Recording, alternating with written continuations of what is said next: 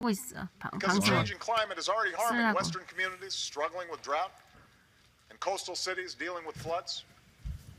That's why I directed my administration to work with states, utilities, and others to set new standards on the amount of carbon pollution our power plants are allowed to dump into the air. The shift to a cleaner energy economy won't happen overnight, and it will require some tough choices along the way. But the debate is settled. Climate change is a fact. And when our children's children look us in the eye and ask if we did all we could to leave them a safer, more stable world with new sources of energy, I want us to be able to say, yes, we did.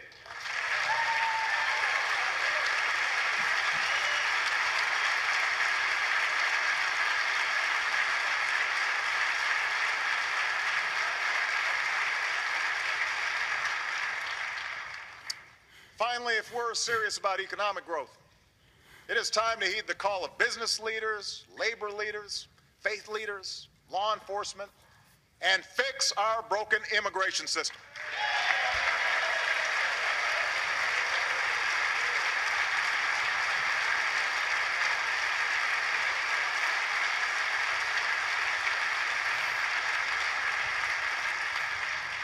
Republicans and Democrats in the Senate have acted, and I know that members of both parties in the House want to do the same.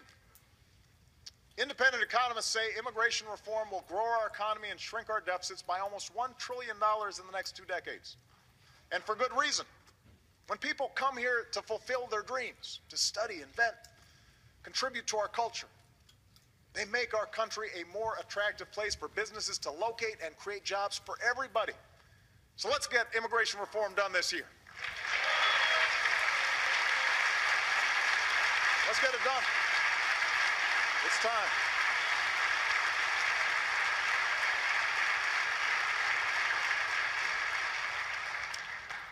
The ideas I've outlined so far can speed up growth and create more jobs. But in this rapidly changing economy, we have to make sure that every American has the skills to fill those jobs. The good news is we know how to do it.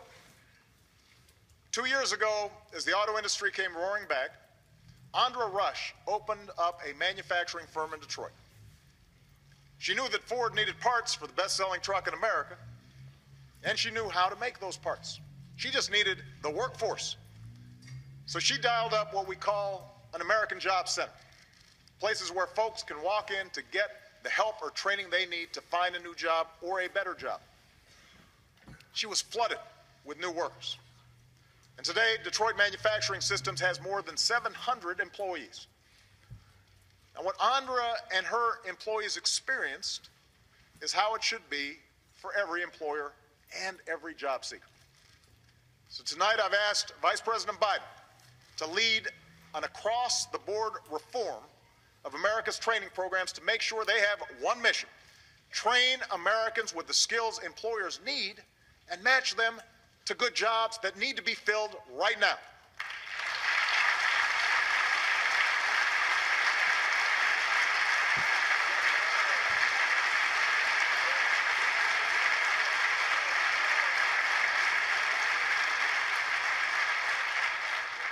That means more on-the-job training and more apprenticeships that set a young worker on an upward trajectory for life. It means connecting companies to community colleges that can help design training to fill their specific needs. And if Congress wants to help, you can concentrate funding on proven programs that connect more ready-to-work Americans with ready-to-be-filled jobs. I'm also convinced we can help Americans return to the workforce faster by reforming unemployment insurance so that it's more effective in today's economy. But first, this Congress needs to restore the unemployment insurance you just let expire for 1.6 million people.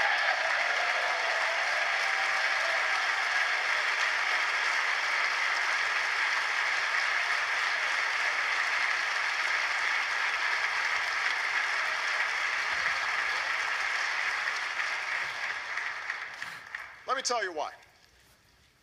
Misty DeMars is a mother of 2 young boys. She'd been steadily employed since she was a teenager, put herself through college. She'd never collected unemployment benefits, but she'd been paying taxes. In May, she and her husband used their life savings to buy their first home. A week later, budget cuts claimed the job she loved. Last month, when their unemployment insurance was cut off, she sat down and wrote me a letter, the kind I get every day. We are the face of the unemployment crisis, she wrote. I'm not dependent on the government. Our country depends on people like us who build careers, contribute to society, care about our neighbors. I'm confident that in time I will find a job, I will pay my taxes, and we will raise our children in their own home and the community we love.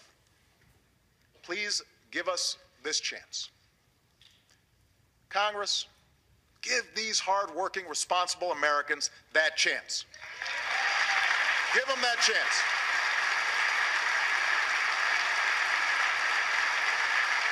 Give them the chance.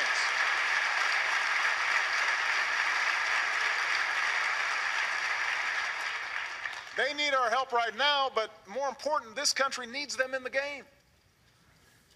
That's why I've been asking CEOs to give more long-term unemployed workers a fair shot at new jobs, a new chance to support their families. And in fact, this week, many will come to the White House to make that commitment real. Tonight, I ask every business leader in America to join us and do the same, because we are stronger when America fields a full team.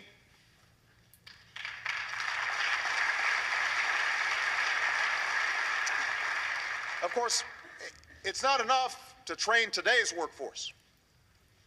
We also have to prepare tomorrow's workforce by guaranteeing every child access to a world-class education.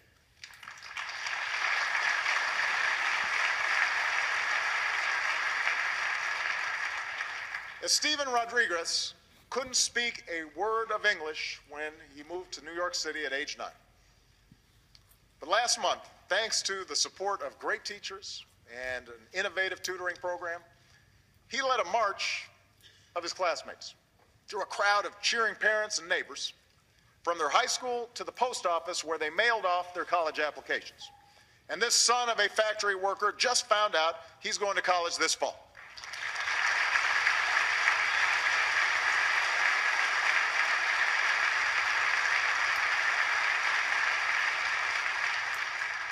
Five years ago, we set out to change the odds for all our kids. We worked with lenders to reform student loans, and today more young people are earning college degrees than ever before. Race to the Top, with the help of governors from both parties, has helped states raise expectations and performance. Teachers and principals in schools from Tennessee to Washington, D.C. are making big strides in preparing students with the skills for the new economy: problem solving, critical thinking, science, technology, engineering, math. And some of this change is hard. It requires everything from more challenging curriculums and more demanding parents to better support for teachers and new ways to measure how well our kids think, not how well they can fill in a bubble on a test. But it is worth it, and it is working. The problem is we're still not reaching enough kids, and we're not reaching them in time, and that has to change. Research shows that one of the best investments we can make in a child's life is high-quality early education.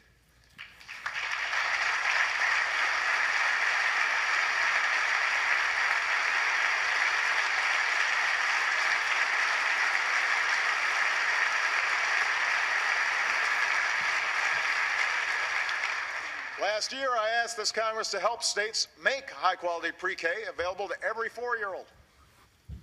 And as a parent, as well as a president, I repeat that request tonight. But in the meantime, 30 states have raised pre-K funding on their own. They know we can't wait. So just as we worked with states to reform our schools, this year we'll invest in new partnerships with states and communities across the country in a race to the top for our youngest children. And as Congress decides what it's going to do, I'm going to pull together a coalition of elected officials, business leaders, and philanthropists willing to help more kids access the high-quality pre-K that they need. It is right for America. We need to get this done.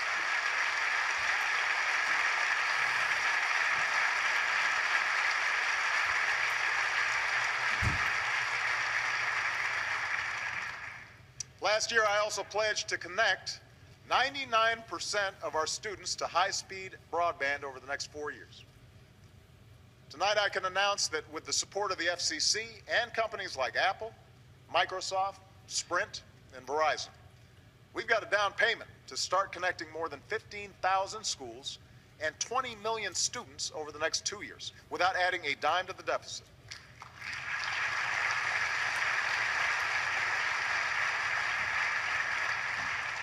We're working to redesign high schools and partner them with colleges and employers that offer the real-world education and hands-on training that can lead directly to a job and career.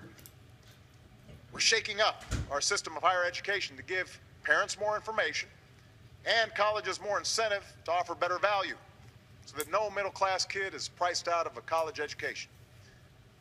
We're offering millions the opportunity to cap their monthly student loan payments to 10% of their income. And I want to work with Congress to see how we can help even more Americans who feel trapped by student loan debt.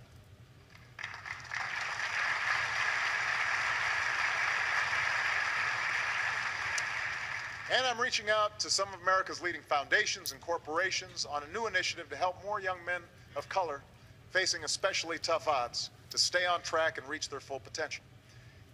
The bottom line is, Michelle and I want every child to have the same chance this country gave us. But we know our opportunity agenda won't be complete. And too many young people entering the workforce today will see the American dream as an empty promise, unless we also do more to make sure our economy honors the dignity of work and hard work pays off for every single American. You know, today, women make up about half our workforce, but they still make 77 cents for every dollar a man earns. That is wrong. And in 2014, it's an embarrassment. Women deserve equal pay for equal work. Equal pay for equal work. That's good.